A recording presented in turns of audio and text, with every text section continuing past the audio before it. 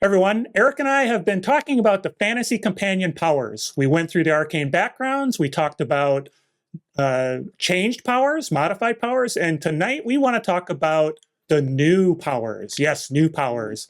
So, Shiny. Yep, new and shiny. We'll talk about that now.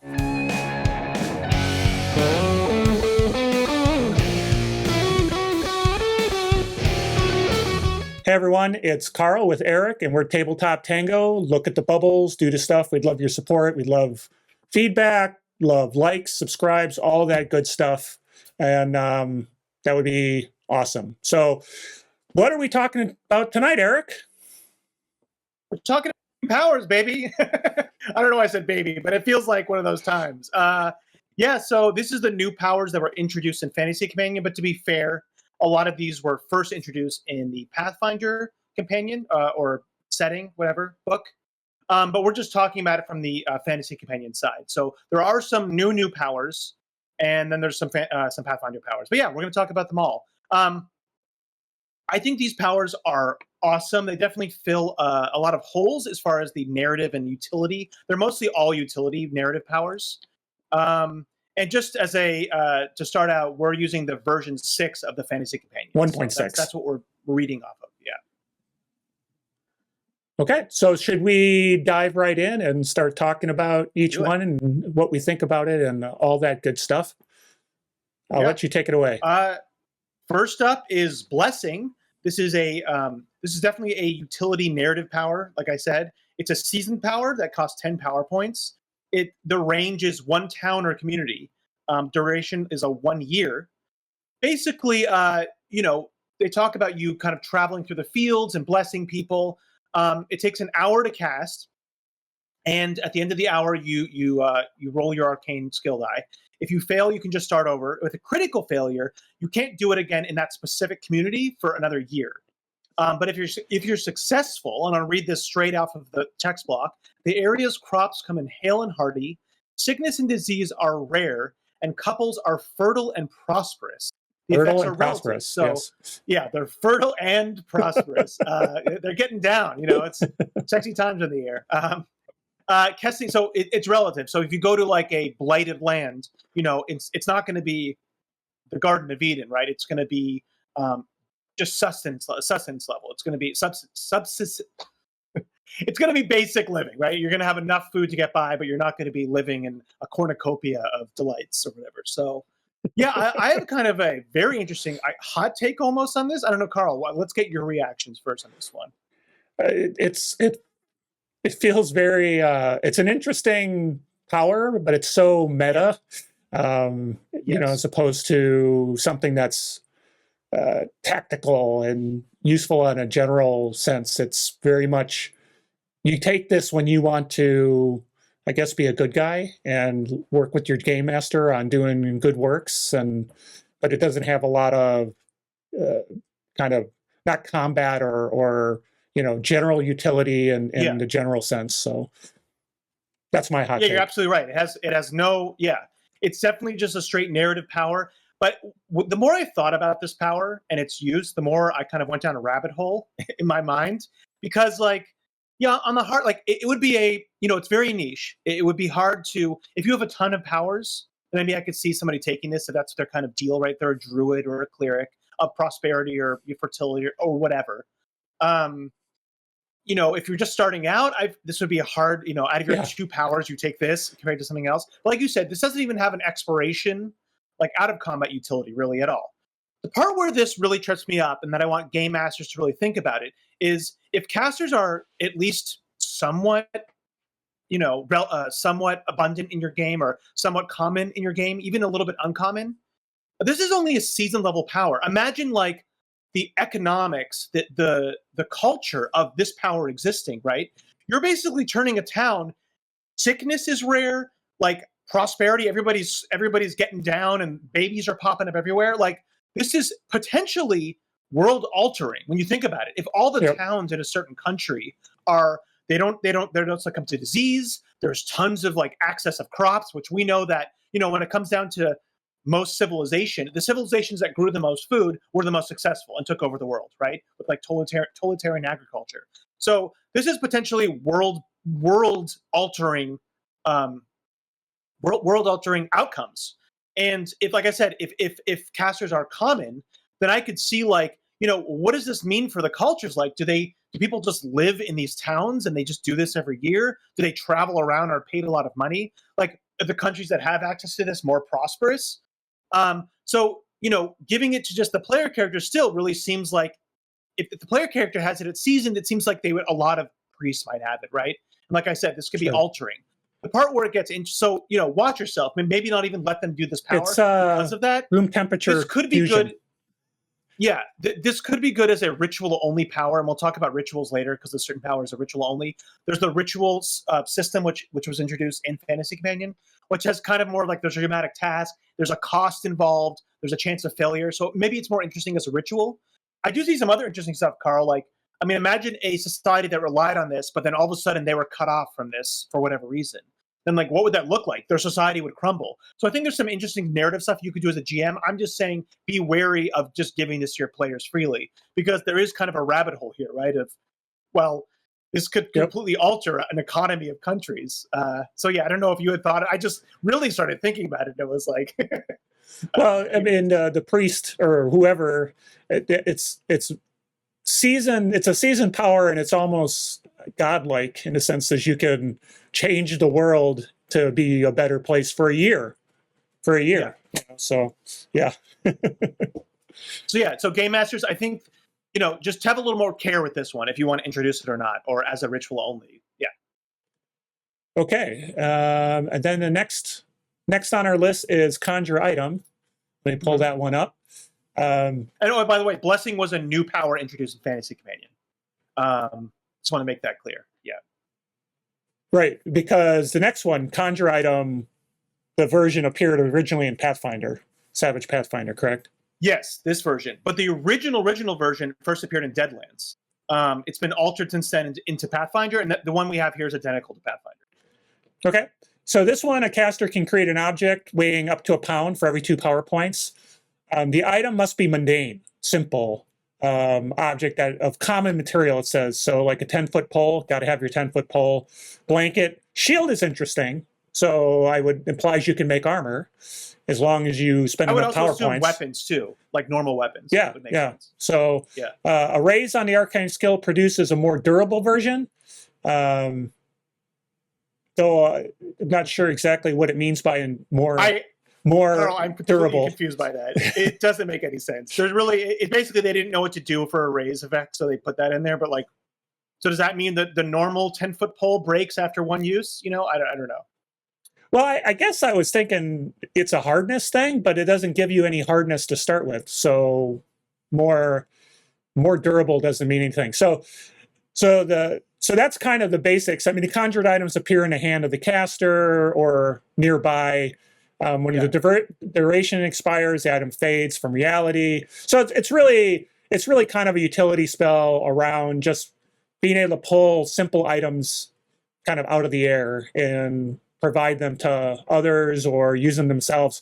It only lasts an hour, so you can't rely on this to be, giving this to somebody for long periods of time, right? It's only for an hour. It's a novice, so you can get that early on, and that might make a lot of sense for your early dungeon delving that you're doing as a character, not having to deal with a lot of stuff. Modifiers are interesting. I'm trying to get complete. Says the object's a complete set, such as a chest set or a quiver of arrows. So I'm assuming that without this, you're just making the quiver or you're making a arrow. So again, a quiver arrows, how many arrows is that? I don't know. It's a quiver. 12 often. Yeah. 10 or 12. Yeah. And then we've got create food and water, which is something where you can, for 1 power point additional, create enough food and water to sustain size 0 humanoid for a day. So that's a good one too. Again, this power makes the resource constraint of dungeon delving and running out of food and water being an important thing not so important anymore. Yeah. Exploration too. It makes it non-existent. That part of, if you're a survival character and somebody has this, then where magic kind of solves a lot of those problems often. Like this is what does it now. So yeah. And then the last one's Enduring, which gives the object, makes it permanent until dispelled. But now the power points are invested, so it's like you're creating an object, and it's using your power points to do it, and so kind of like the weird sciencey kind of vibe, right? So what do you think about this one? It's a nice utility, simple. There's not a lot. It's a novice, so I could see it useful for early on. Of course, there's always that interesting thing where you can throw a Benny at the game master and say, hey, is there a thing next nearby? And sometimes they'll let you do it, so you don't always have to conjure an item. You can just spend a Benny and see if there's one in the bar. I don't have to conjure a bottle, for example. So what do you think of this one? Always love this type of power, always. I think in other game systems, other settings, whatever, sometimes it's more limited. This one's extremely open. I mean, I love the open power. So I love things like illusion. I love telekinesis. I love things like you like where your creativity. Yeah. Exactly. And that's what this can be used for. I mean, I think if you look at it just from the tin, you're like, okay, well, most of this stuff I can just buy in town. But, you're pretty much a ultimate MacGyver with this. And I think you can get really creative. And I think there's a lot of things outside of what, you can really bend this to do certain stuff. I mean, the modifiers really make the power, right? Like the complete thing, you can do a lot. I mean, what's a set of whatever? Like a set of caltrops. I mean, that's a ton of caltrops.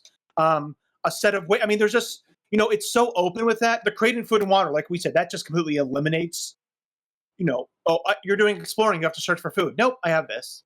It just completely fixes that.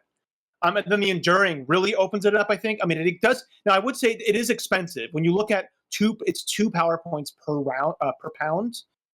It can get expensive with bigger items. Well, I'm looking in the book, and it says Enduring's 1 per pound. Oh, no, I was saying the normal cost is 2 per pound. Oh, okay. And Enduring is another power point that then is permanently invested. I just meant the power on itself can get expensive, but it does kind of grow with you. As you like, you get this in novice, but like by heroic, you've taken the PowerPoint edge and you have 25 PowerPoints. Like, you can just think, okay, well, what's like a wagon is a common item, right? I mean, you could say that's relatively simple, like a cart, right?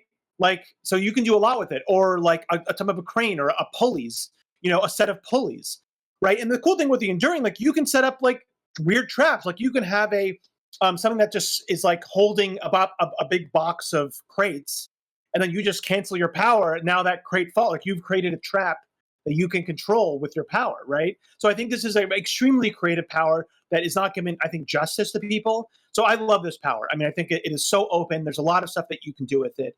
It is a little expensive, but I like that there's no limit on the pounds. So it does grow with you, There's no mega power mods, which is a little bit sad, but yeah, I like it. I think I would say this is a B level power for me because, it's not super impactful. I mean, there's barely a combat, there's some combat stuff where, okay, there's a certain, it's a simple item. So maybe, there's a simple creature that needs a certain type of damage, like slashing or piercing. I mean, they don't really have that, but maybe you've created that you can make a weapon for that, or a shield, or, whatever. There's like certain combat applications, and even out of combat, it's generally pretty tame, but it's just so open. And yeah, it's just so open that I would definitely give it a B. Just for the amount of utility you can actually get from it is pretty immense. Yeah, there's a lot you can do, and it's novice, which I love, because it's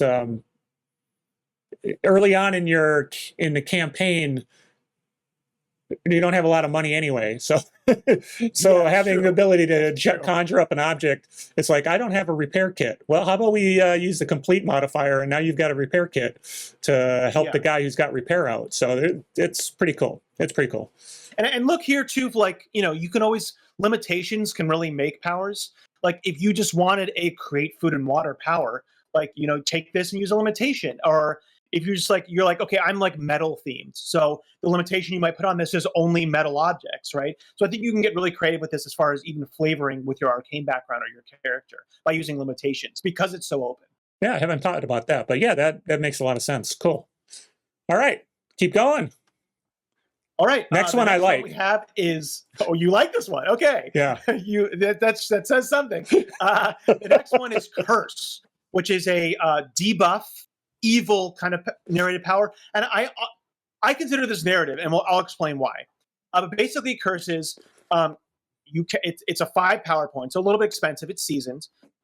You make the arcane skill roll, and it's opposed by the victim's spirit roll. If they fail, the victim immediately suffers fatigue, and also they suffer another level of fatigue at sunset each day afterwards. There's no repeat saves for this. It's not like, oh, every sunset they have to roll. No. Once they fail the save on this, they suffer fatigue, and then they suffer fatigue until they're incapacitated. They can't be recovered. This fatigue cannot be recovered until it's lifted. And once they become incapacitated, then that person has to roll a vigor roll, or they die. Or they die. They die. Yep. This is just you're just, and remember, with fatigue penalties, you're rolling a -2 for that vigor roll. So at that point, you're rolling -3 or -2 for your vigor rolls. So yeah, it's pretty evil, right? It's pretty bad. Breaking the curse, they talk about the curse can be lifted by the original caster at will. So there's some creative stuff you could do with that, as far as like blackmailing people or getting them to do something for you by cursing them. Yeah. And it also ends automatically if the caster is slain. Dispel also removes a curse at -2, though each individual may only try once. Period. There's one mod here that's a mega mod where instead of dying, they're turned to stone. So it's another 5 power points. I don't know why you'd ever actually want to turn somebody to stone versus killing them. Well, I think it's more that every round they're taking that level of fatigue, and when they're incapacitated, they turn to stone. I think you could probably trap that in different ways without that vigor roll. So it's a little bit not quote as final, but yeah. It is a nasty power. But like I said, I think this is very narrative, and it's almost a game master only power, because realistically, the majority of the time, either that it's a good campaign, or the majority of the time, you're dealing with people in the one combat, and that's it, right? You either defeat them or you don't defeat them, right? I mean, sometimes they do get away if it's like a villain, but I would assume most villains are going to be able to then, have resources to deal with the curse anyways. So to me, this is really a GM-only power. In combat, it's not that good. I mean, in combat, it does cause fatigue. But remember, there's the fatigue modifier that you can apply onto 2 power points that you can apply onto any power. So casting stun, which is 2 power points plus fatigue, that's 4. That's cheaper than this and does a heck of a lot more than this does in combat. So to me, this is really, really, really a GM power to do on the player characters, or to have on like non-player characters that the party has to interact with. Yeah. That's my take, at least. Carl, what about you? No, I'm right with you. I like this power because it's got such narrative interest to it from a game master perspective. Now, obviously the characters could use it as well. I mean, a curse sounds evil, but I don't know. Maybe there's good curses. I don't know, but it depends. Not everybody is a hero in their own story. So I like that. It'd be cooler if it didn't have the spirit roll. It would be even more cool. But I think it'd be great. It's a great narrative tool, and makes the characters have to think about what they're going to do once they get out of combat as this hits them. I remember we played a game where it wasn't a curse, but you guys were in a situation like a gas field where it was adding fatigue every so often. If you didn't get, it can be very, very stressful for a player and a player character to be in that situation. Yeah. So.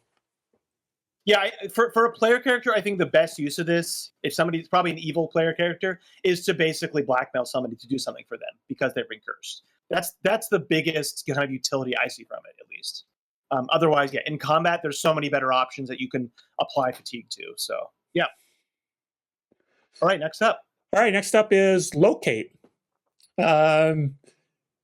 So this one's all about the caster uses this power. They can choose an object, a creature, or location to locate. Find these hidden things or find something. And so if the caster has never seen a target, it's at -2. Success gives a sense of the general direction and distance. A raise also gives an impression of the target. And when I say impression, they give examples like the creature is asleep, the object's in a strong box. secret door behind a bookshelf, whatever that is. Interesting little tidbit. It says running water blocks locate if it's in the path between the caster and the target. And it's got one modifier, which is find the path. And in addition to direction and distance to the target, the caster also kind of gets a supernatural sense. And they use that term, supernatural sense, of the best and fastest way to navigate to its general area. So it's more of kind of a internalized map versus just a compass direction, right? So it's an interesting power. It can be a little breaking, if it's something where the MacGuffin, you have to figure out where it is through working with people, talking to people, doing stuff like that. But, just use the locate spell because it's only a novice. It's a novice spell as well. So you can kind of short circuit some things. I don't get the running water. That must be a nod to some other some stuff about like things, running water blocking divination or things not liking to cross it kind of messes with the ley lines or whatever. I think the main reason they put the running water in is as you said, is to kind of, because this, much like create food and water, right, this could definitely take the place of, okay, the ranger, the scout who took survival and woodsman or whatever, this kind of takes the place of that in a lot of ways now, where they can navigate these places, know the best way through it. So the running water is kind of an easy way, either, to do large distances that the GM can be like, oh yeah, there's a river there. Because there's going to be probably some type of body of water between them, running water between them and any type of distance. So this is definitely more impactful within an urban area. The part of running water that I don't get, Carl, they're not very clear about, is does it make locate not work at all? Or does it bring them to the running water and then it doesn't go beyond that? Because it's not very clear about that. I don't know. It seemed, when I read it, it says running water blocks locate. Yeah. That just makes me, when I read that, it was like, oh, you just can't use locate. It won't work. Oh. That's how I read it. I didn't see it that way. I read it as, because to me, it would be like running water stops the power from working, is how I would read them actually saying. So to me, it just seems a little unclear, that's all.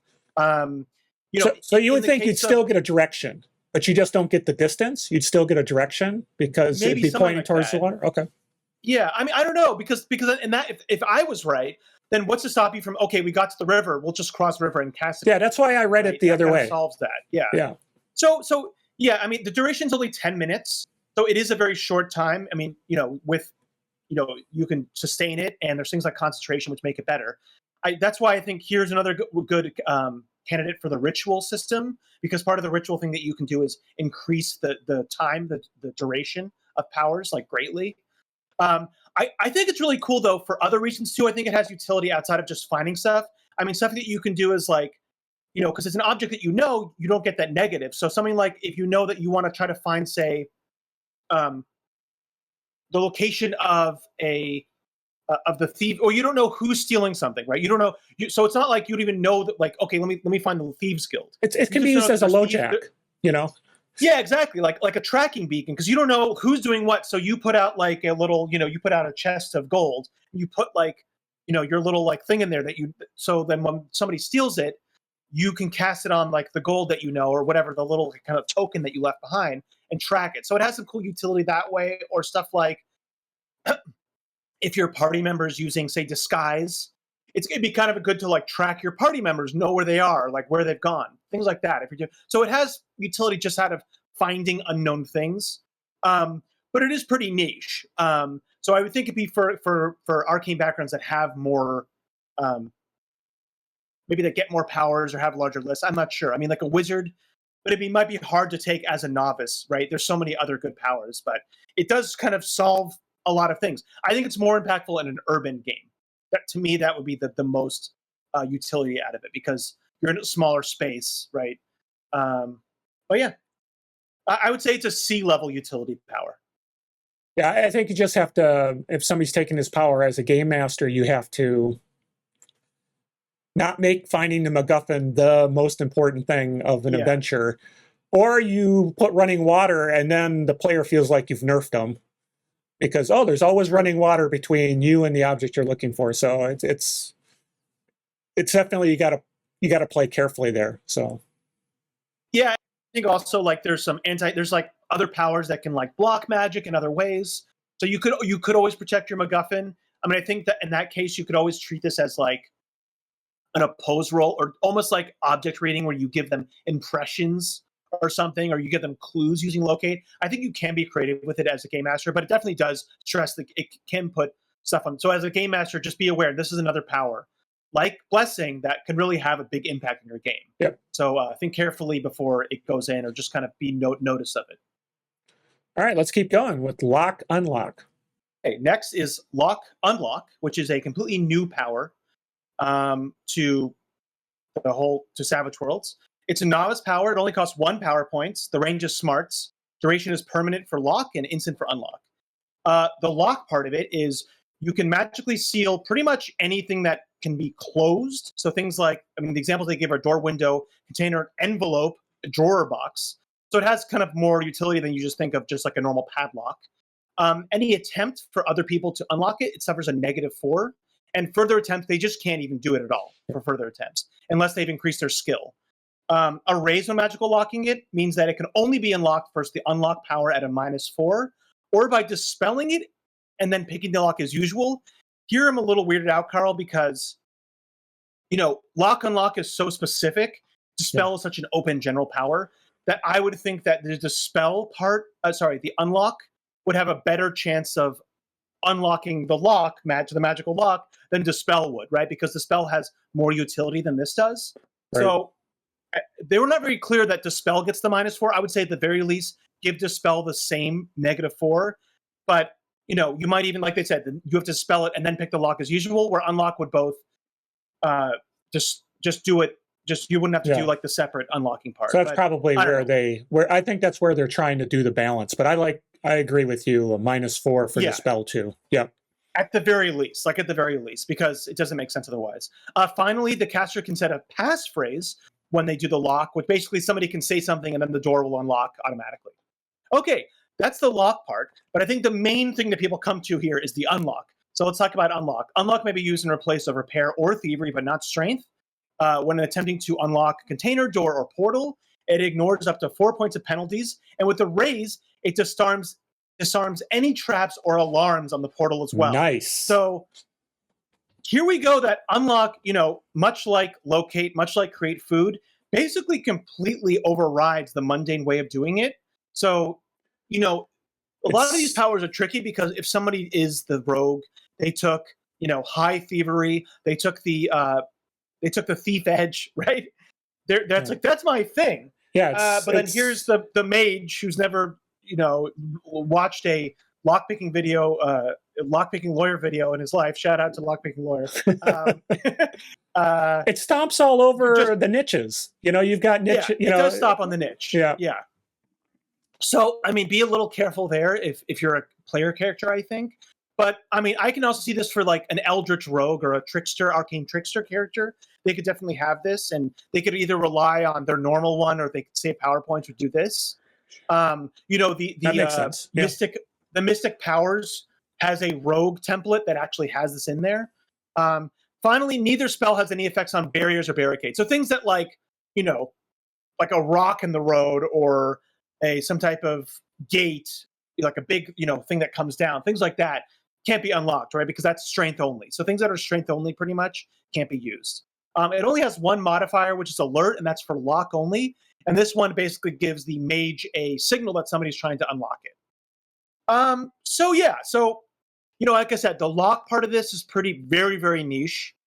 The unlock part of this, you know, it's really good for what it does. It's extremely niche and specific, but in fantasy games, you want somebody who's the unlocker, right? That's just a part of the fantasy genre most of the time. So if there's not a rogue, then it almost becomes essential if the mage picks this up, right? So yeah, I mean, what can I say about it? It's either stomping on the toes or extremely useful. I mean, here's another good example of, you can even take the aspect limitation to only have unlock. That would get you a +1 on your unlocking rolls. So again, for an Eldritch Trickster, a rogue, I can see somebody just doing that and taking the aspect limit. So what's your take on it? I think probably the same as me, Carl. No, I'm exactly the same. I think it stomps all over a niche. And I think that's the beauty of Savage Worlds a little bit, is the sense that if you don't have a party of 5 or 4 people, and one's a wizard and one's a cleric and one's a thief and one's a rogue, you can have a character that's got a little bit of variety and can handle some of those niches. Just be careful if that niche already exists. That's all. Yeah, and here for the lock part, like if it does exist, you could take this and just take the lock power. I don't know why you would. But here for the lock one, again, I see a really cool way of using the ritual.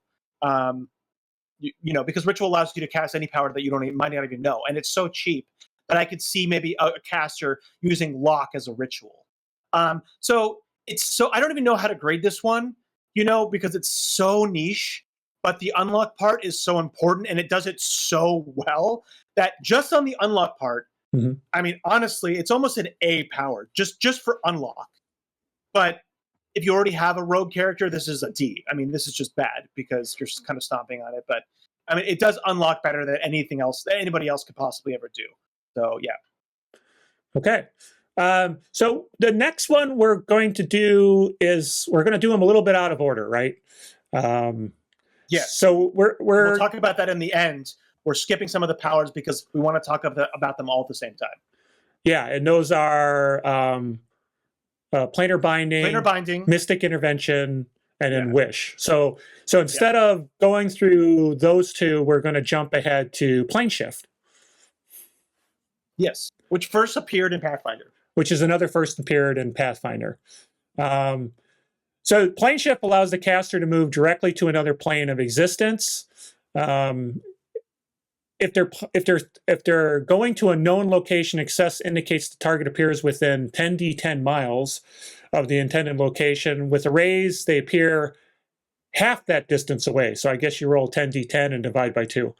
If the caster doesn't know where they're going, they can research locations. They can, try to have a target or a specific city, geographic location. Failure means they arrive at a completely random location on a plane. So they're going to arrive regardless.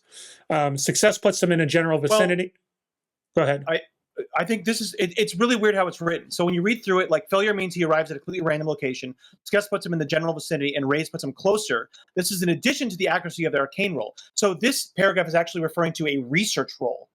The failure there is the research roll. Oh, I see. Then you still have to succeed on the arcane roll. Yeah, it's weird how they wrote it, but that's generally how it's supposed to work, because they even talk about that's in addition to the accuracy of the arcane skill roll. So if you don't know where something is, if you get that raise, then it relies on that art. Then it relies that, like that. I would then consider that the normal one, where if you do successes with 10d10, if you just got a success, then probably even like again half that. So treat a raise as a success on the arcane skill roll. And if you got a failure, then that would even be worse. So, if you got a raise in the arcane skill roll, you're 15 d10 miles away or whatever, right?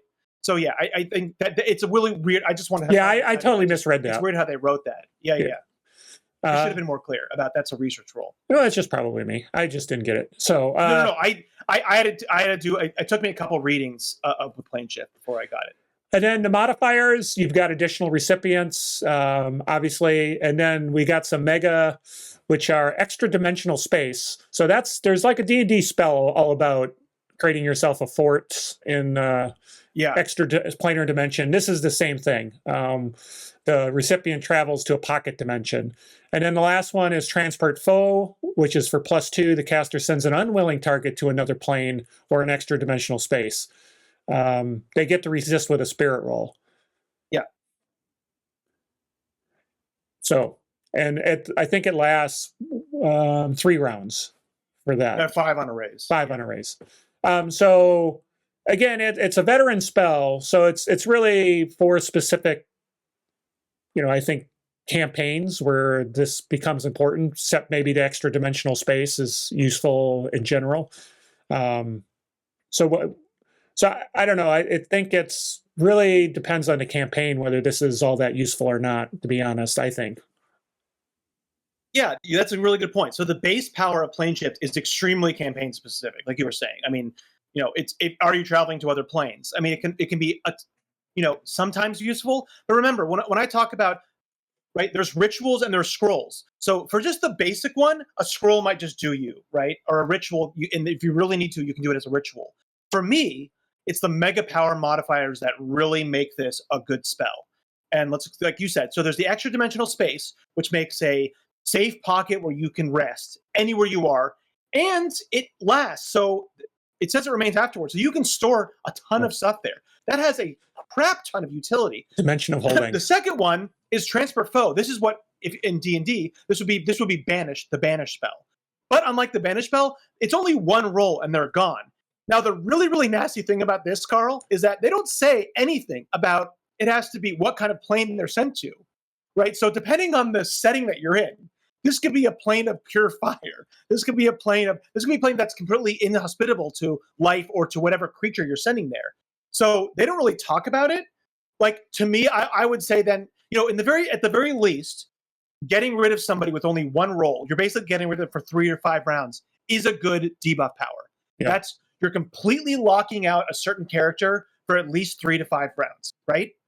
That's good. That's really, really good. And only one roll. There's not, they get to make free rerolls at the end of the round. No. Now, on top of that, because they don't talk about, a damaging plane. Yeah, right? I think. Yeah, I think that.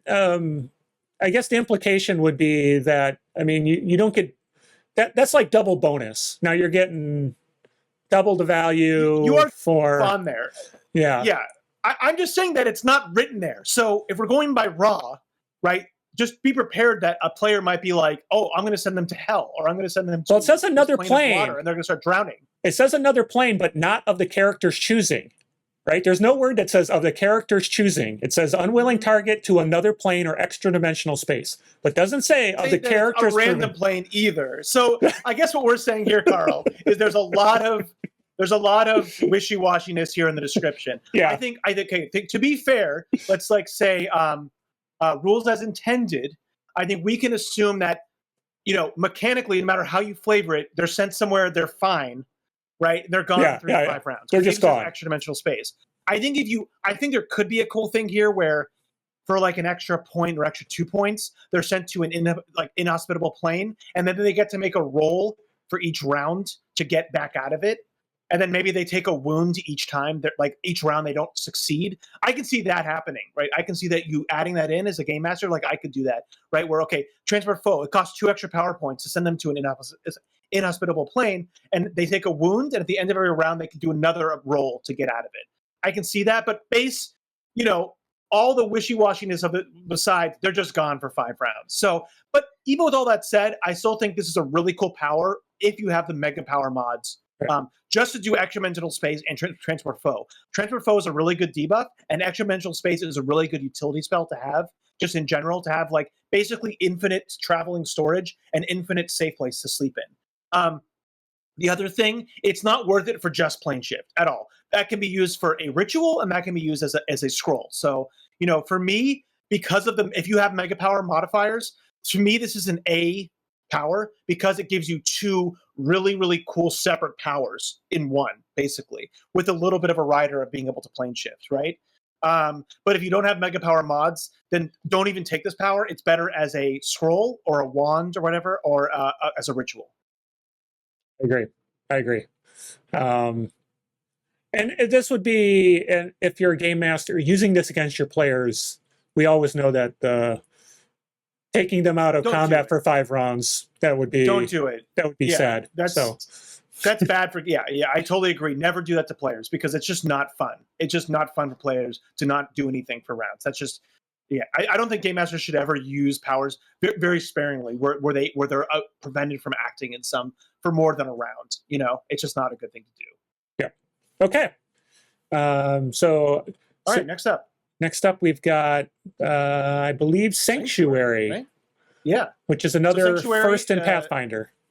Yeah, first appeared in Pathfinder. It's a defense power.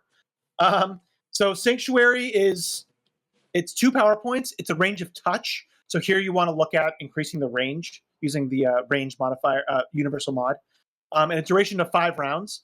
Basically, when you cast it on somebody, any supernaturally evil creature. So again, we're not talking about alignments here. We're talking about things like demons, devils, evil fae, things like that. Things like supernatural. We all know what this is. Okay, anyways. Anybody of them trying to damage them, so a damaging attack. So again, this is not mind control. This is only for damaging attack. So this can be used along with something like arcane protection, right? But anyways, so any supernatural evil creature attempting to do a damaging attack must make a spirit roll and a -2 if the caster had gotten a raise. If the roll fails, the creature loses that action completely. If anyone under the effects of Sanctuary does pretty much anything, any type of harm to another creature, whether they're evil or otherwise, then they lose. Sanctuary ends. Here's a really weird thing, Carl. It says Sanctuary trumps any ward the caster may be holding or protected by. See page 48. There's literally no mention of a ward on page 48.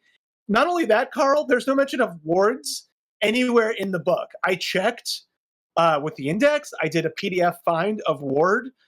There's nowhere listed. I think some of the creature entries might have something like where they talk about vampires in the normal Sway book, has like a cross, but there is no mention of ward. So I don't know what they're talking about here. Somebody in the comments, if you know, please say it. I just didn't see it and I haven't seen it. And I've used the game, we've used this for games. I don't know. Anyways, if the creature overcomes the Sanctuary spell, it ignores the ward. But again, I don't know what ward is. The mods here are area effect and then a strong modifier, which is really good here. It's 1 point modifier for it's -2 or -4 with a raise. I mean, just off the bat, you can see this one is pretty somewhat campaign specific. I mean, most fantasy games will have supernaturally evil creatures, but really you're only going to get use out of it if if that's the theme of a game, right? Evil undead, demons, things like that, then it'll be more to use. But even then, it's a pretty weak effect. I mean, you're only talking about a damaging attack. A lot of these supernatural evil creatures have things like fear, have things like mind control, stuff like that, or debuffs, whatever. So it doesn't protect from that, and then basically it makes that character can't do anything, right? They can't do any harm. So this is good on casting on a healer character or a support character, right? Right. So overall, I think it's pretty weak and very campaign specific. What's your take on it, Carl? I think it's very campaign specific. I agree with you on that. The only thing that's kind of interesting is it says if the roll fails, creature loses the action, and then it says should use group rolls for identical extras. So if you do have a horde of zombies coming at you, they get one group roll. It's not like everyone rolls at the -2. Yeah. So which is better if it's a large group. It's better for them to roll independently, even though they don't get the wild die like a group roll does, because sooner or later someone's going to get a big roll and be able to come in. Exactly. So that makes it a little better for. I really picture this as something to hold off undead minions while people are trying to take on the person controlling them, but other than that, are undead supernaturally evil? Like they're more like I don't know. Yeah, that's good point. Right? I mean, I guess they're not. There's other things that protect against undead, I suppose, but I just look ghouls. Yeah, something like that. Yeah. Or like imps, like if there was a group of imps, demonic imps, something. Yeah. Little imps running all over the place. Yep. Yeah. So as you can see, this is not a great power. I would give this probably a D. If you're in a heavy game with supernatural evil, I would still bump this up to C, basically. It's very, very specific. And like I said, you're probably better off doing arcane protection. You're probably better off doing some type of other spell that directly affects them. Yeah, I mean, I could see a healer doing it on themselves. But again, what's the healer doing in the front anyways? Tanking, right? So I don't know. It's good that it's here, right? There's nothing else that does it, but again, this might be better as maybe even as a scroll. This might be good just in that time when there is groups of these undeads and you need to protect somebody or protect like an NPC, right? That where I can see it being good. You need to protect an NPC from things, but it only lasts 5 rounds and it only protects from damaging things, so you can't really. Yeah, so I don't know. Yeah, it's a D power, maybe C at best. Yeah. Okay, jumping forward to Scrying. So Scrying allows the caster to spy on a distant target. First appeared in Pathfinder. Sorry. Oh, also first appeared in Pathfinder. Yeah. Gotta mention that. So Well, if you've got Savage Pathfinder, you got a lot of these already. So, you takes a minute to get the spell ready, an uninterrupted minute to get the spell ready. It talks about it makes them vulnerable and unable to take any other actions, but I guess that would fall into the uninterrupted category. So, if the caster's never seen the target, the arcane rolls at -2. If they're on a different plane of existence, also imposes a -2 penalty. Not clear if that stacks. I guess it would. I think it definitely would. Yeah, I think it stacks. And then it's an opposed roll, actually, the subject spirit. And if you win, he knows he's being spied on, which is kind of cool. If the character wins, he can see and hear the targeted area, but cannot move his perception. With a raise, he can shift his perspective and follow the target at a pace of 24. So, it can also be detected with Detect Arcana, which I would expect, right? You could do that. And dispelled. Yeah, and dispelled. And it can also be dispelled. The modifiers, group sight, you can share it with your allies, which is great. Let everybody see what's going on, though. In most campaigns, magic happens, and it's like, well, I'm describing what's going on. So exactly, yeah, 100%, Carl. Even though it's only 1 point. So I think this is another kind of power that could be easily misused from a standpoint of campaign ruining, that you get to see what the bad guy's planning. But overall, it's pretty cool. I like the idea of being able to see what's going on. And I like that they allowed the target to make a roll to realize they're being spied upon, which gives all sorts of interesting, the opportunity for them to do misinformation, things like that. So, it's seasoned, so it's not like it's a super high level. It's only 3 power points. So the duration's only 5, but obviously we can, spend some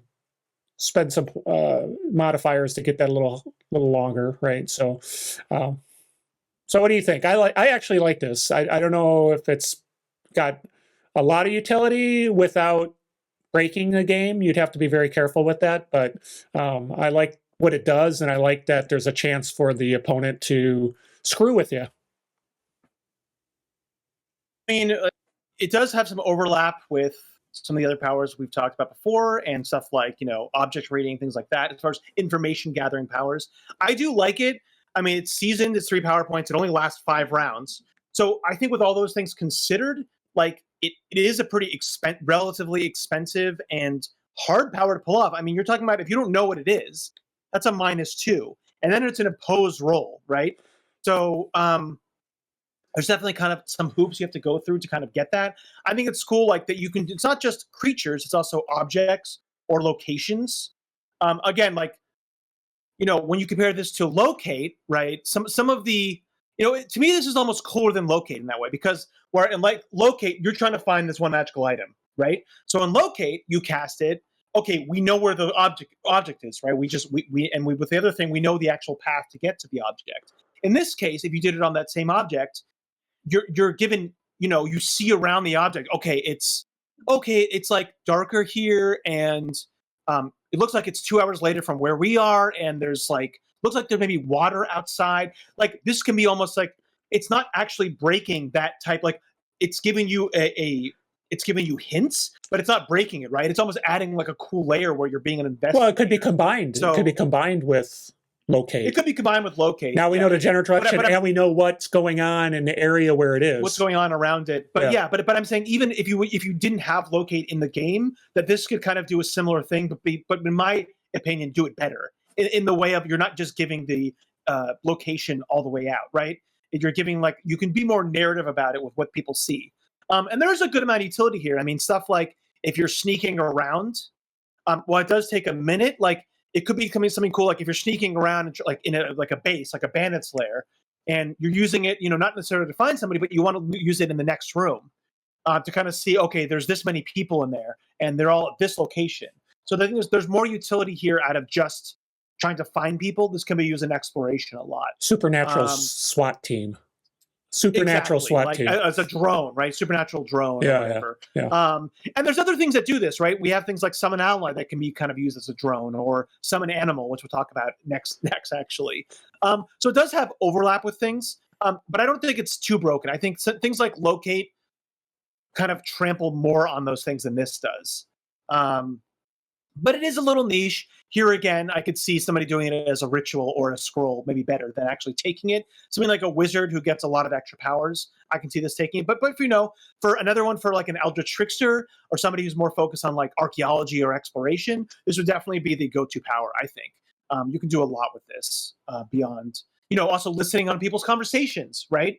So there's just a lot you can do here to solve a lot of things, but no combat capability. Yep, absolutely. So, yeah, so it's kind of cool. All right. So, like you said, the next one is going to be summon. There's a lot of summons, so I'm gonna turn that over to you. So okay, yeah. There's summon ally, summon animal, summon monster, summon undead. There's lots of summoning going on. So there's a lot of extra summoning now. So summon. Well, not summon ally. That's an old power. But we have summon animal, summon monster, and summon undead. These are completely new to Fantasy Companion. These were not found in Pathfinder. Let's just talk. We're going to talk about them a little bit weirdly. So just real quick, they all basically have the same template. So they all cost. The cost of them is based on each of them have their own table of creatures that you can summon, and each of the creatures has a different cost connected to them. And so they're all novice level powers. I believe I did even summon undead as novice. Yep, they're all novice. Like I said, power points is special. The range is smarts with where you actually summon the creature, and they all last only 5 rounds. They talk about this that these are not the actual things; these are just summoned from the ether, and when the summoning ends, they go away. They all act on the caster's action card. They all have the same modifiers, so they all have 1 mega power mod, which is additional X, additional animals, additional monsters, and basically you can cast more of the same with half the power point cost. The next mod they all have is the increased trait with +1. You can increase a single trait, which is an attribute or a skill. And then finally, they all have the Mind Rider. So all of these 3 were also in the Summon Ally. Summon Ally has some extra mods, like being able to add on a combat edge. They don't have that here because Summon Ally is the more customizable version. Right. These are all specific creatures or whatever from the bestiary. Okay, all of that said, so there's a lot to talk about here, actually, Carl. We could almost do a whole video just on these. Let's talk about first some of the... So I'm going to talk about Summon Ally and Summon Monster comparatively, and then I'm going to talk about Summon Undead versus Summon Zombie. Also here, we're going to talk about the old summon powers, which were Zombie, Summon Ally, and Beast Friend. So let's talk about Beast Friend. It's all about you, man. It's all about you. There's a lot to talk about. Yeah. So Beast Friend was always one of those weird ones where you couldn't actually summon the animals, but a lot of times, narratively, you could say, "Oh, there's a rat around." At the very least, you could say there's a rat.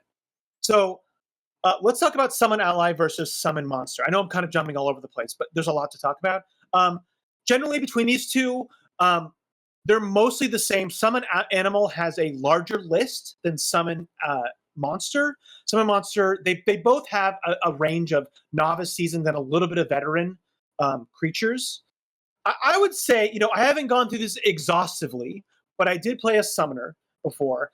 Summon Monster, I would say, generally has more unique things, obviously, because they're supernatural creatures. Right. So stuff like having like supernatural abilities, or like things like fire breath, or larger creatures with flight, generally that goes to Summon Monster. I would say overall Summon Monster is probably a little bit stronger.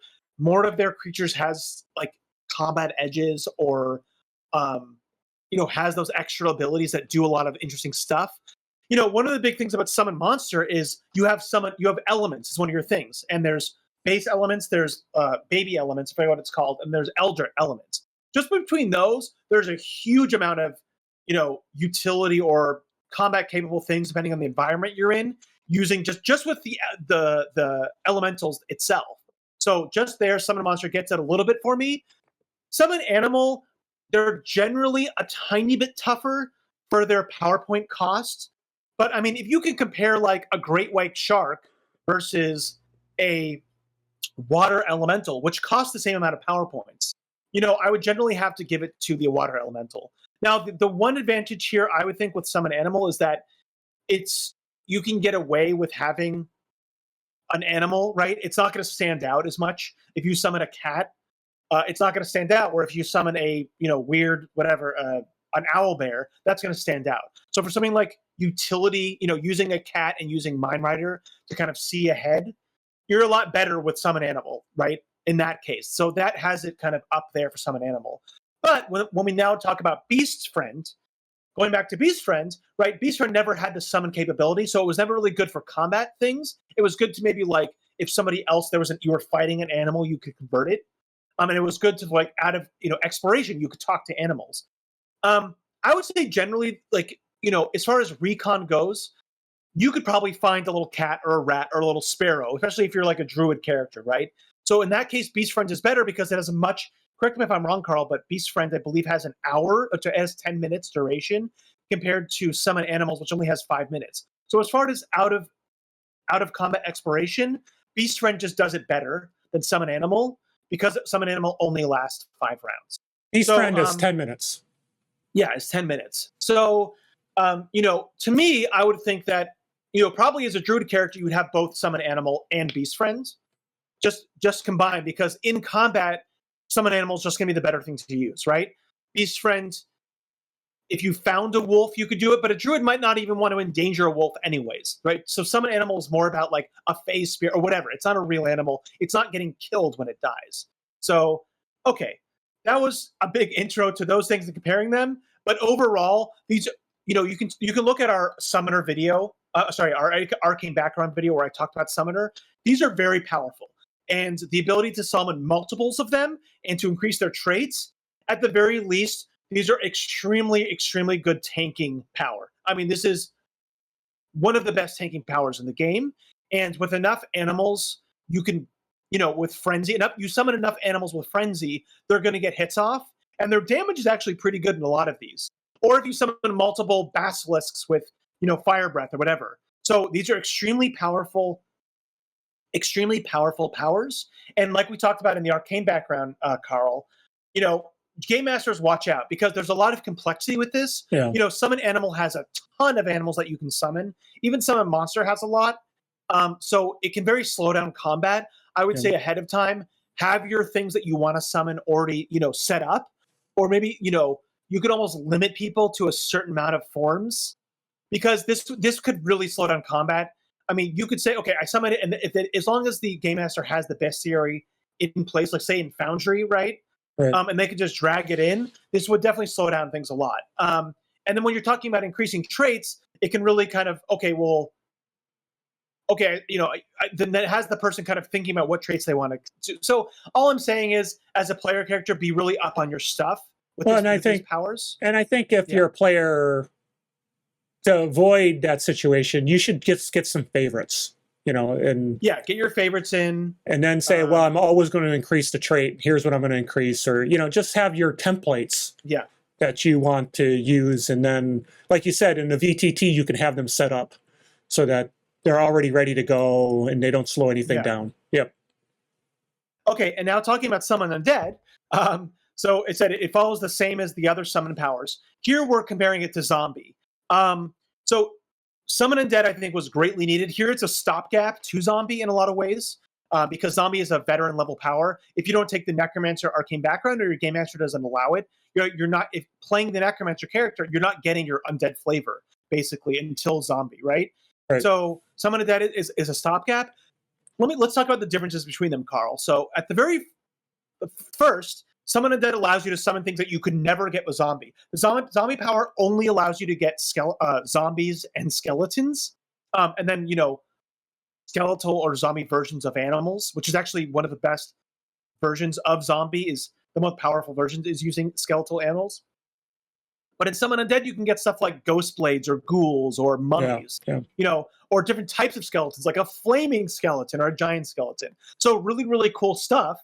The difference here is, Zombie is you can have permanent minions. Right. Another thing is that it's actually cheaper to summon multiple zombies with the zombie power, or multiple skeletons with the zombie power, than it is with summon undead, because it only costs 1 extra power point to do the additional zombie for the zombie power. In summon undead, it costs half the power points. So for something like, say, a zombie, right? Zombie costs 3 power points to summon for summon undead. To summon a zombie with a zombie power also costs 3 power points. But to get additional zombies in the zombie power, it only costs 1 power point. Wherefore, in the summon undead power, it costs 2 power points. But for zombie, remember, you need to have something that was already alive.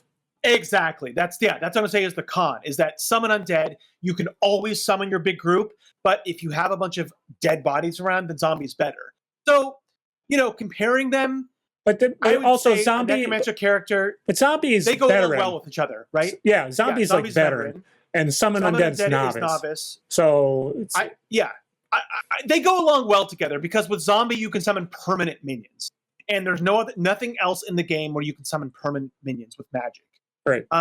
And then you can basically dress up your zombies in power armor or whatever, plate mail, power armor, give them a +1 flaming sword, right? So they're still different.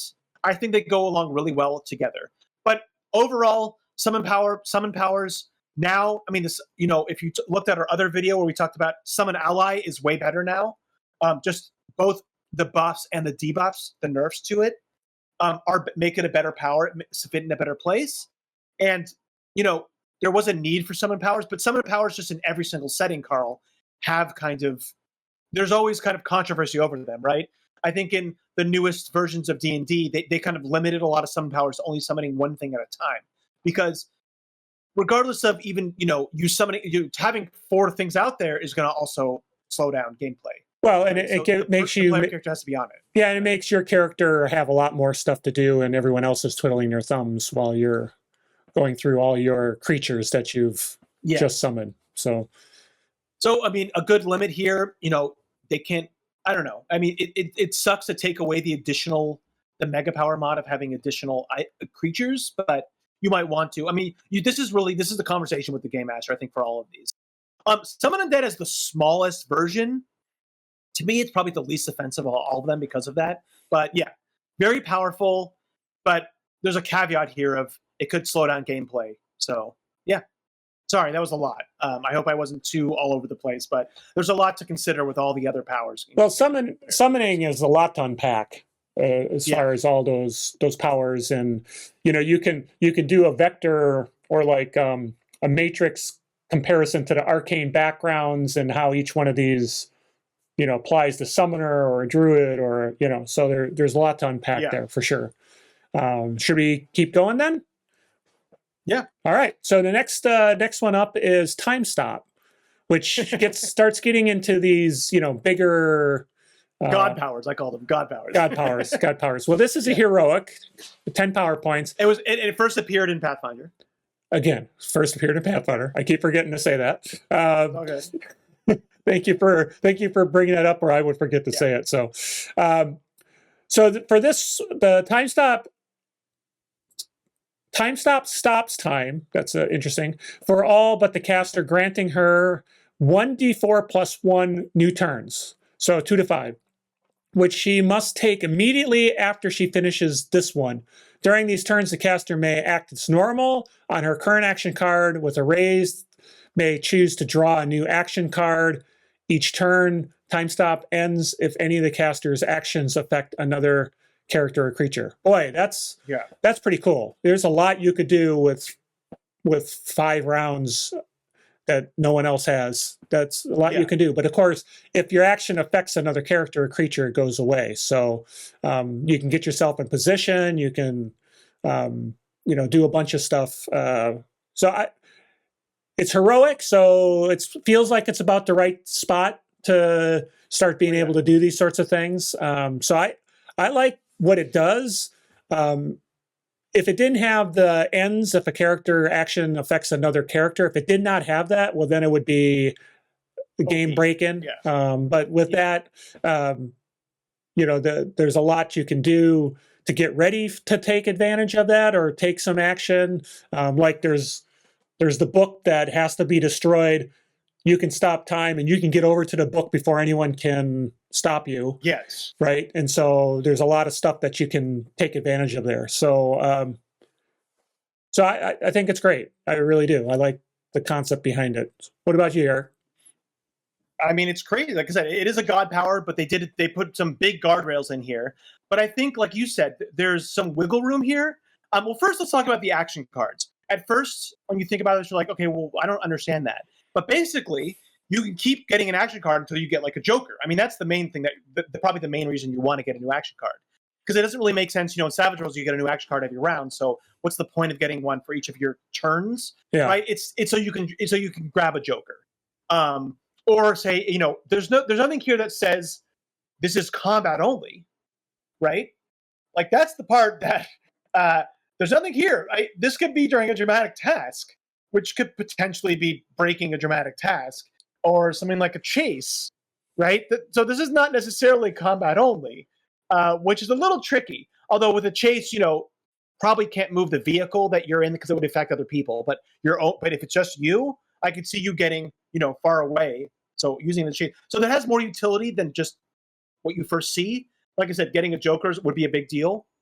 But like you said, Carl, it's not just about, it does suck that there's not like a mod or a mega power mod here where it'd be like, you can affect others as long as it's not harmful actions. Something like you could do this and maybe cast some healing on people, or, drag somebody out of a danger zone. I would have liked to see that. I wouldn't think it made it game breaking if you added on like a 3-power mega power mod, because it's already 10 power points, right? Personally, I don't see that as game breaking. I might allow that as a game master, but it only says basically affecting another creature. So there is stuff that you can do where like you could set up where you could like set up like a rock, or use another power where it's not necessarily like you could set up traps, right? That it's not directly affecting them, but once you snap your finger and end that time stop, it will then spring or whatever, right? They're running. So once time unfreezes, they're going to a trap. So you can use this offensively. You just have to be extremely creative about it, which is what I like. I like that it has the guardrails, but you do have to be creative. But it can be used offensively as long as you're creative. But yeah, I think it's a good where it is. It's a good niche. I think, but without that mod that allows us to do like beneficial actions, it is a pretty expensive power points for outside of, like I said, outside of creating traps or those niche situations where you have to get the book, right? What are you really doing with this? You're healing yourself. You're buffing yourself. I mean, this is really the one that the mage can cast at their first turn and give themselves like 1,000,000 buffs, right? I guess. I mean, it's 10 power points. But 10 power points, I mean, is it worth it? Like you can cast Boost Trade and Arcane Protection and do one of them as a free action with just 2 extra power points. So I don't know. I think it is it looks powerful, and it is, but you have to be really creative with it to get the most juice out of it. So, but yeah, I like it. I wouldn't say it's an A though, just because it doesn't allow you to do anything to affect anybody else. I would say it's a B level thing. Yeah, probably B level for me, just because you can't affect anybody, period, ever. Yeah. Very cool. Next god, level 1. Okay. I mean, okay. So the next 3, we're going to talk about Planar Binding, Mystic Intervention, and Wish. We'll start with Planar Binding because I see it as well, actually, I think, Planar Binding is the least powerful, and then we're kind of going up in rank to the most powerful, I would say. And I would all call them narrative, and you kind of open utility powers, but they're bordering on narrative. So let's first talk about Planar Binding. Planar Binding is probably my favorite out of these kind of narrative open powers. Basically, it's a veteran power. It costs 8 power points. You summon a creature from another plane, trapping them in some sort of prison. It takes 10 minutes to prepare the power itself. Once the trap is prepared, you then select an entity.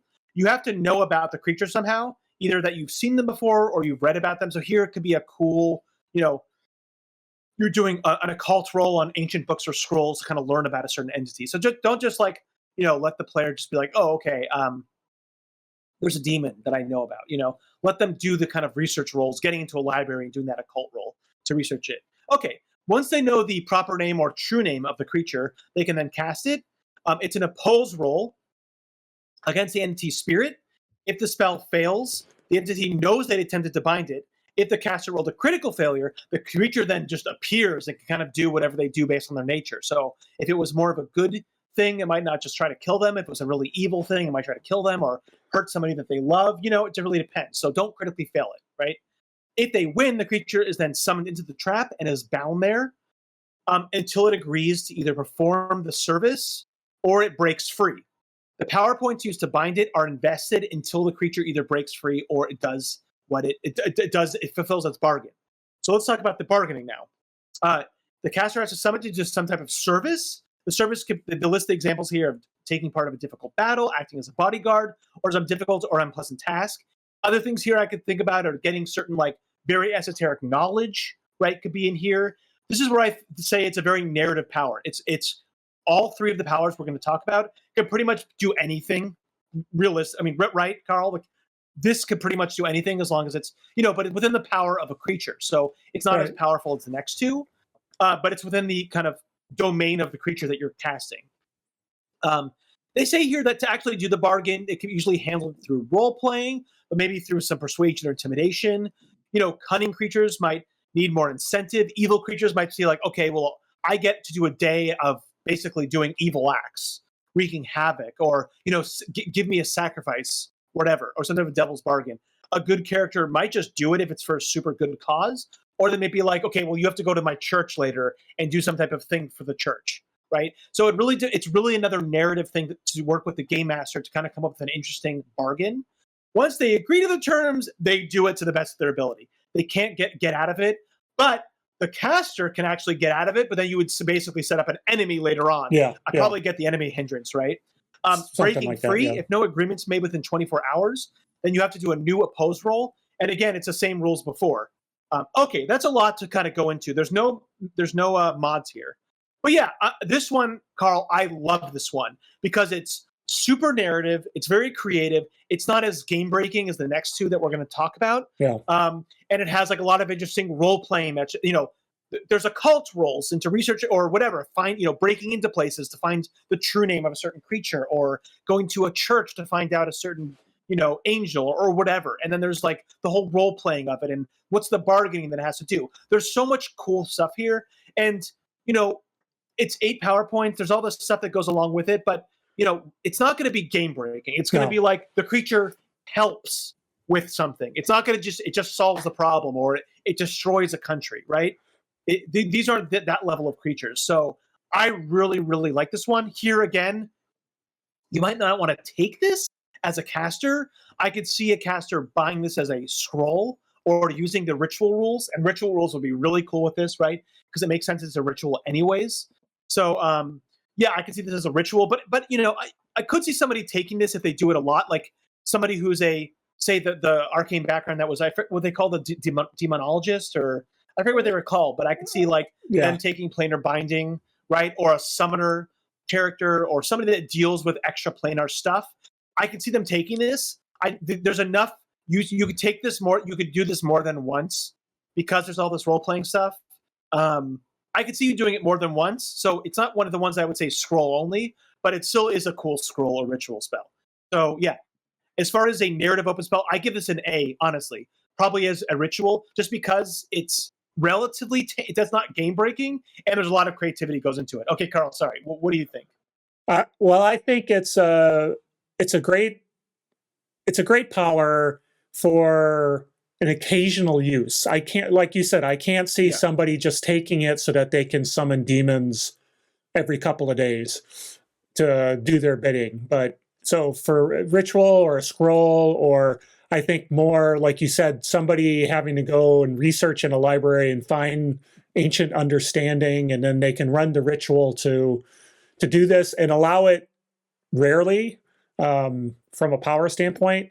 Maybe once or twice. I don't see that something that you want to just have generic. The same creature. Yeah, somebody can do this over and over and over. You can't do the same creature over and over again. Yeah, like they have to do a new creature or whatever. Yeah. So yeah, but very cool. It's.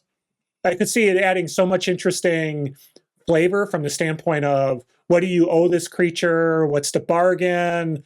I can see players very likely not holding up their end. Player characters very often forget that they made a bargain, and then That's true.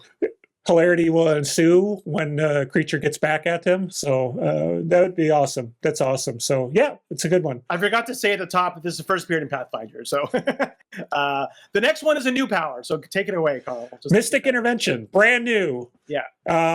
It's legendary and 20 power points. And it's basically breaks your game. It's a power that's designed to break your. No, I'm sorry. It's so Mystic. Well, reread it. We'll talk about it. I'll read it. So Mystic Intervention allows a caster to trigger a great event of some sort. The event should be epic in proportions, such as saving a city from a siege, causing an earthquake to level a city, raising a legendary creature such as a Sentry Beast, bringing a centuries dead hero to life, or closing the gate to some terrible and otherworldly dimension. They must be in some divine circle, magical ring, sacred site, something of power. And then they use their ritual magic rules, which Eric, you mentioned for some of the other powers would be a good way. So not only is it one of the only legendary, there's only 2 legendary powers in the game, it's the only power that is a ritual only power. That's important to note. So yeah, go on, Carl. Well, and then it talks a little bit about if you're successful, you're exhausted for 5 days.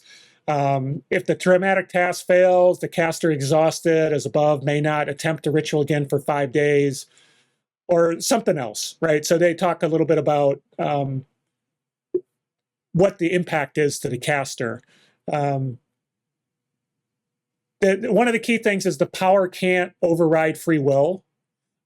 So one of these epic things cannot change how people would work. They used the example of falling in love, for example. I can't make someone fall in love. That's the genie from exactly. But you could raise a hero, right? Who cheated at cards, apparently, or something along those lines, bring right? somebody back from the dead. The genie could not do that. That is true. So it's legendary and it's super powerful. And I mean, you may disagree, but things like saving a city from a siege, that's the whole adventure in some cases, right? Where, at the end of the campaign, you're saving the city from the siege, and, the players are that just use some kind of intervention, mystical intervention. It feels like it shortcuts too much, but I don't know. Maybe you disagree with me. I want to point out, Carl, but they do point out here that it shouldn't short circuit the game master's entire campaign. For example, to your point, a besieging army might be swept away by a great flood, but another approaches in a month. So it just kind of maybe delays events or help. Like, they do have that caveat there that it shouldn't just completely break the game master's game. It should do that, but then something else, so they'll have more time to prepare. But the flip side is, if everything is kind of what's the term I'm looking for? If everything happens and it doesn't have any permanent consequences or benefit, now you're kind of nerfing as well. So it's like, I just protected the city. Yeah, but there's going to be another army coming, and that just gives you a little bit of time to prepare. So did it really do anything for me if I was already so there's that balance, right? And so you can tell I'm not a huge fan of this particular power, but that's just from my perspective of how I look at it. It's just too much to, it's a narrative meta power.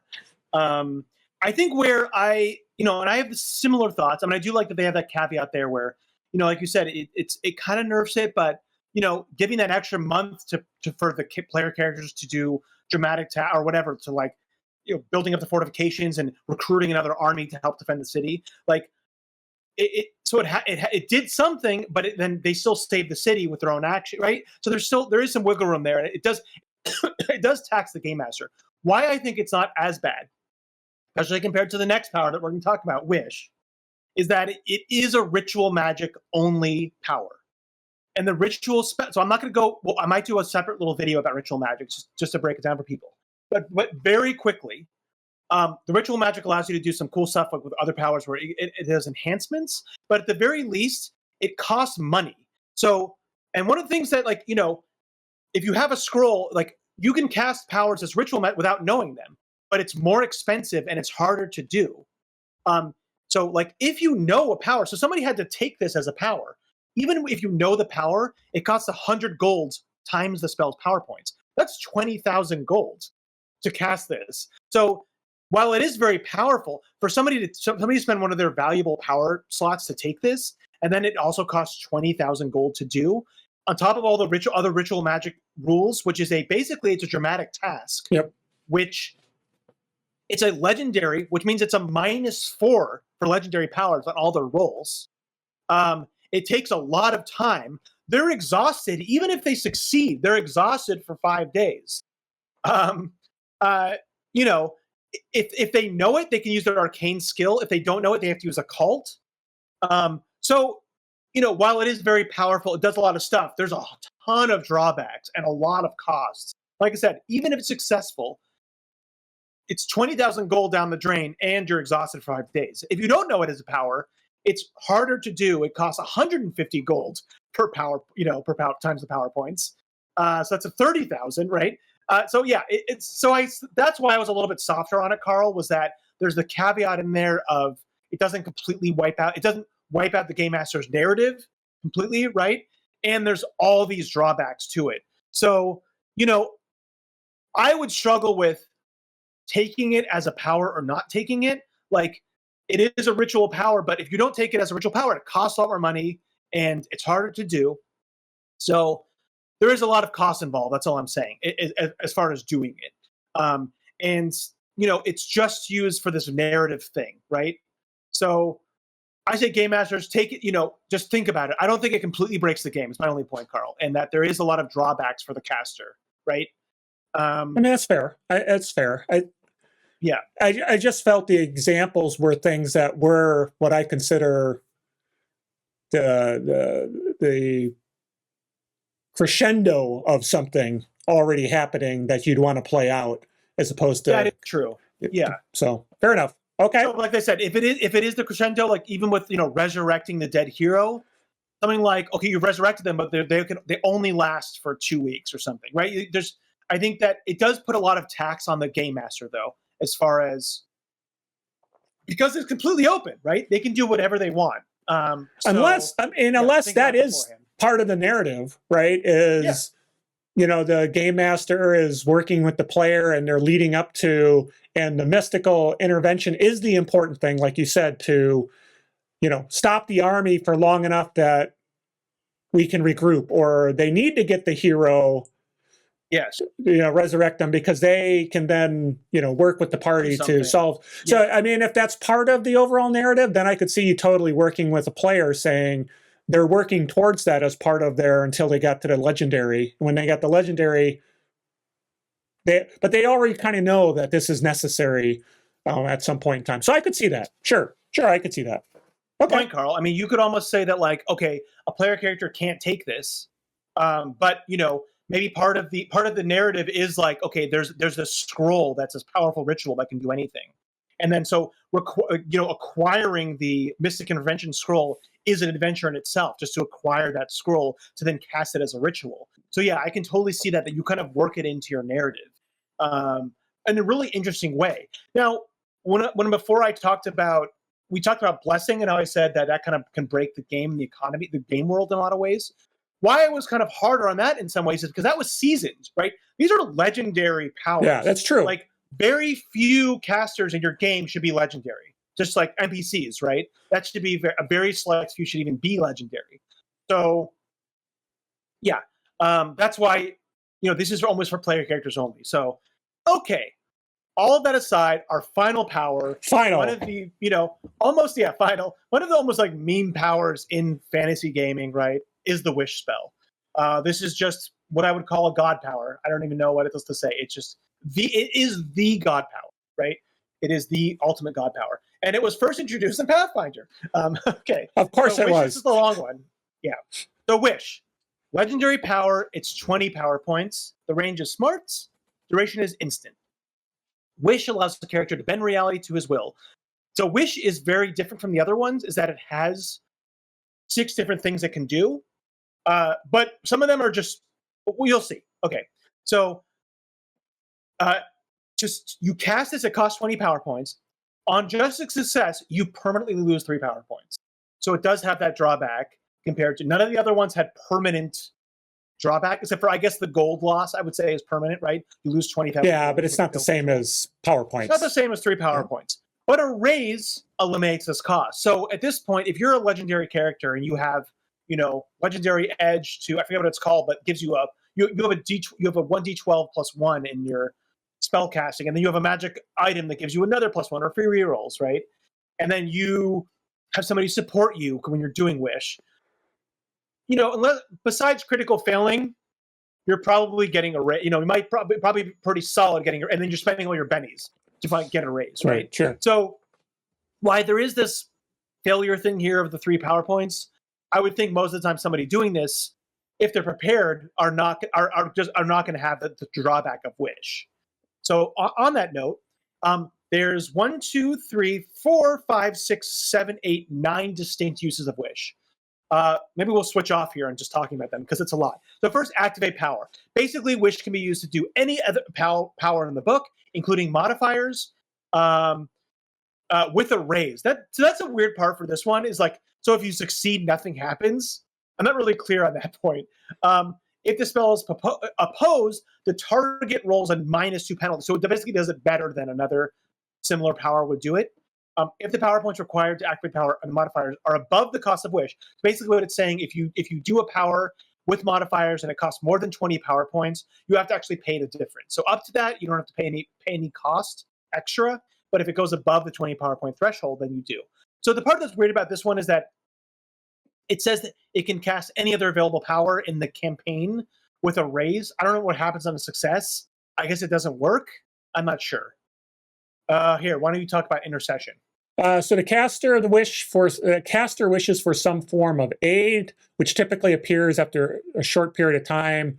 For example, they give a party trapped in a collapsed dungeon might wish for escape only to be rescued by a party of dwarven miners.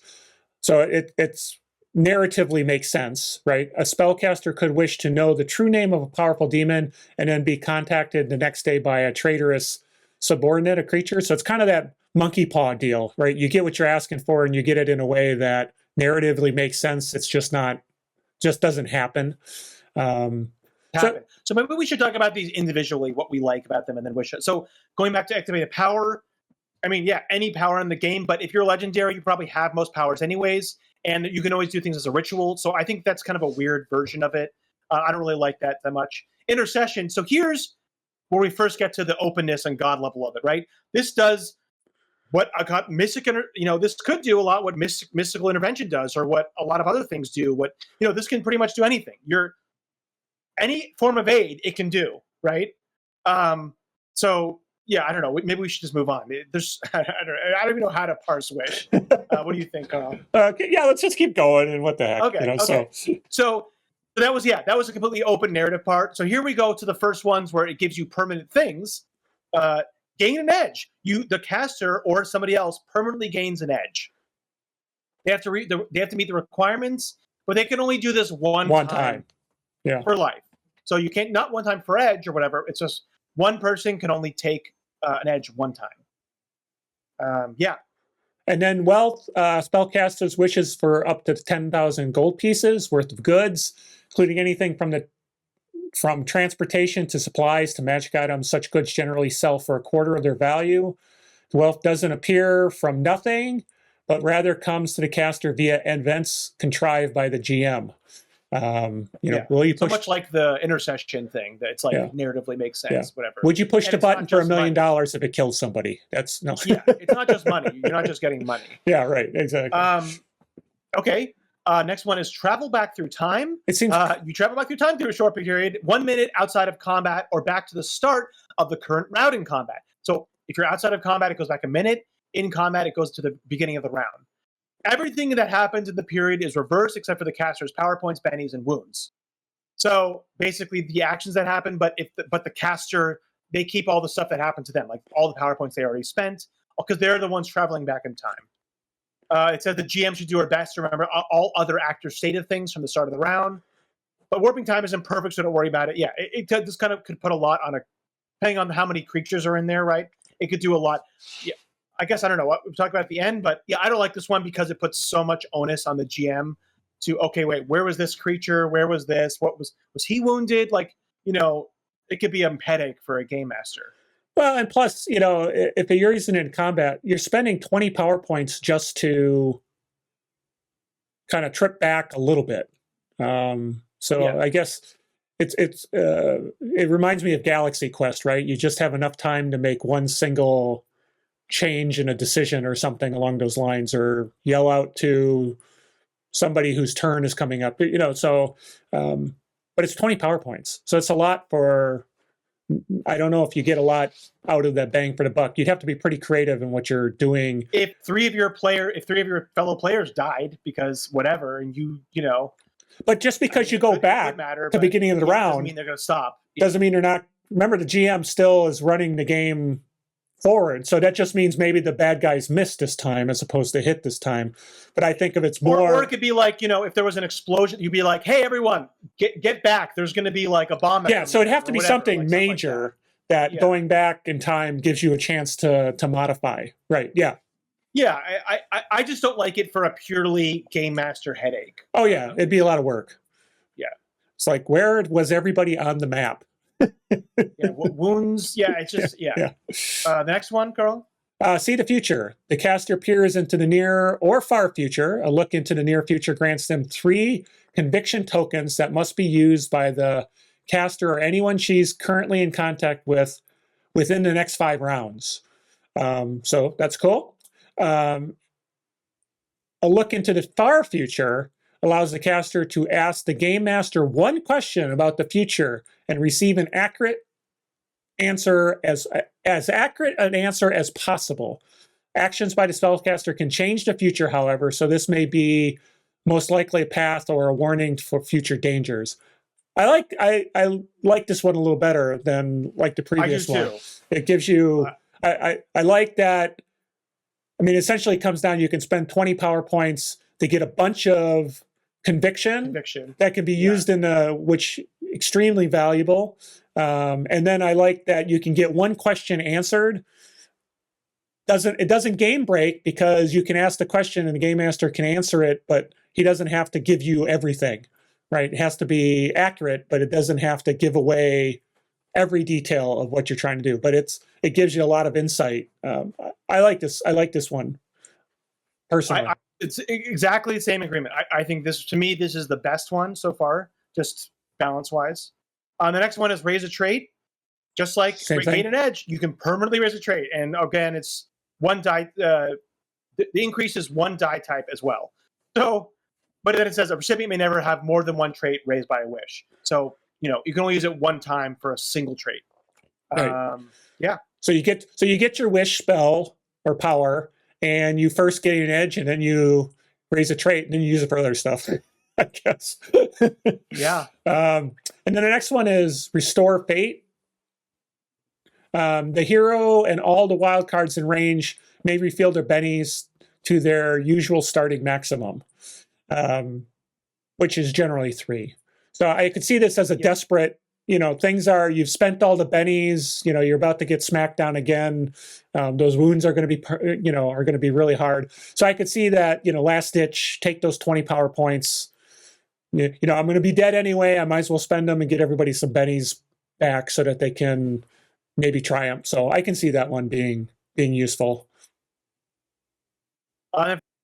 Special, where special is the complete openness of it, where they can change. It says the caster can change relatively minor aspects of herself, others, or the world around her.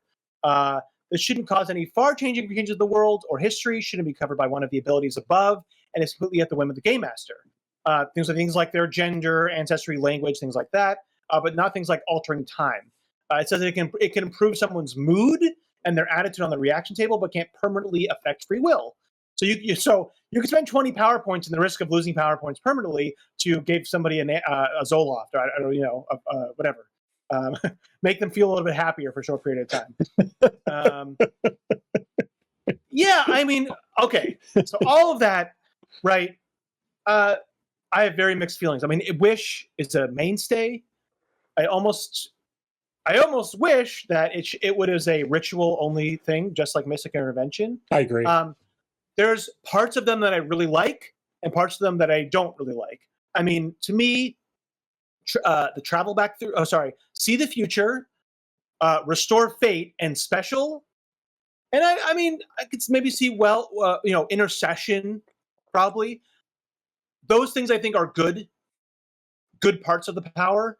The activate power one, it's weirdly written, so I don't get. But the stuff like the gaining and the edge, the raising a trait, and the travel back through time, like for different reasons, I don't like those as far as the wish. I mean, I don't know. Like, I mean, you take this, like you said, Carl. I mean, if you're really, out of downtime, right? You're in downtime. You have this wish. You are risking 3 power points. But like I said, if you have a D12 with all your bonuses, you could potentially, give a ton of permanent raises to your player characters, to you and your other player characters, right?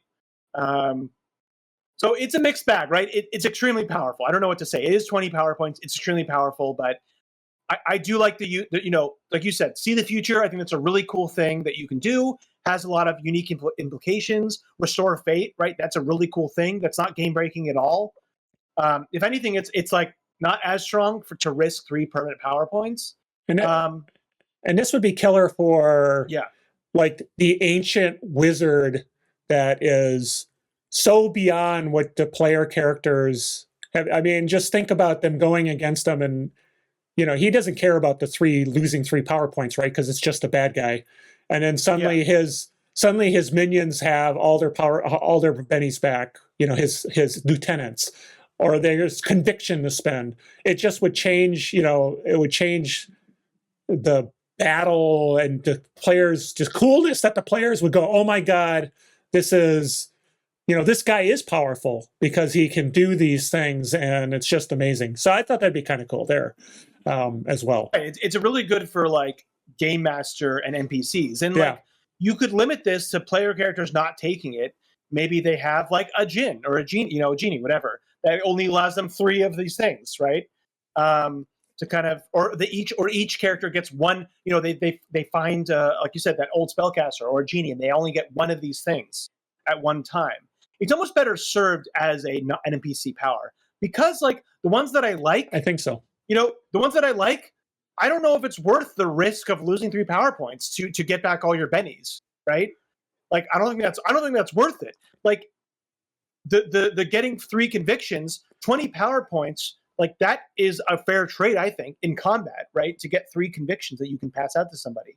So the ones that I like, I don't think the risk is worth it. And for the ones that I don't like, I just think it's not, like I said, the gaining the edge and the raising a trait, you can do that out of combat. You can do that when you have downtime to really boost up your rolls a ton. And outside of a critical failure, there's no downside, really, right? So I don't know. Yeah, I'm with you, Carl. I think this is better served as a NPC only power, probably, or you could use this as like kind of a what is it called, the deck of many things type of thing, right? Where you allow them to have 1 of these at any time. Everybody gets 1 use of these, or they choose 1 that they can then use at any time. So to me, it's much. I think it's better. I agree with you. It's better served as an NPC or just as a narrative tool, not as an actual power game a player character could use. Yeah. It'd be interesting from like the climax of a major arc. Like you're saving a god, or you're doing something, and you get bestowed a wish, and you have this power you can use once, and then you use this as the template for that wish, that you're given as a gift. That'd be cool. That's cool. That's awesome. Yeah, I love that. So, all right. Hey, so we got through all of them. There were some long-winded times, but I mean, it was a lot to, there was some meaty powers in there. Yeah, there's a lot of cool stuff. So anyway, thanks everybody for coming along the journey. I'm Carl, and this is Eric. This is Tabletop Tango. Look at the bubbles, do the stuff. We appreciate all the support And hopefully you stuck with us this whole time. And if you have, make sure you hit the subscribe button, hit the like button, because you made it this far. So you must have liked it. So come on. And you get a wish. And you get a wish. We are actually Jin. You get a wish of your choosing. Yeah, tell your game master that you watched this video, therefore you deserve a wish. Not just a conviction. That this is a wish material. So this is wish. Yeah. All right. We'll catch you later on Tabletop Tango. Bye now.